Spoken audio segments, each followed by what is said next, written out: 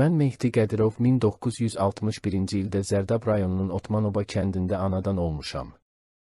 Əlvənd kənd orta məktəbində təhsil aldım, Sovet ordusunda hərbi xidmət keçdim.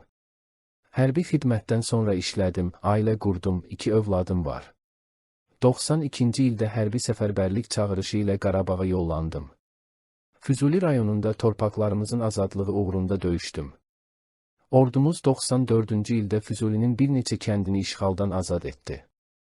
Hissəmiz yanvar ayında Aşağı Əbdürrəhmanlı kəndi uğrunda ağır döyüşlər keçirdi. Ermənilərin xeyli canlı qüvvəsini, texnikasını məhv etdik. İtkilərimiz də var idi, döyüş meydanında yaralı əskərlərimiz qalmışdı. Yoldaşlarım ilə birlikdə yaralıları döyüş meydanından çıxarıb ilkin yardımlar edirdik. Növbəti dəfə yaralı yoldaşlarıma yardım etmək üçün geri qayıtdım. Yaralı yoldaşıma kömək etmək istəyəndə düşmən gülləsinə tuş gəldim və yanvar ayının 26-sında şəhidlik zirvəsinə yüksəldim. Bir müddət itkin hesab olundum, 6 aydan sonra Nəşim Otmanoba kənd qəbiristanlığında dəfn edildi.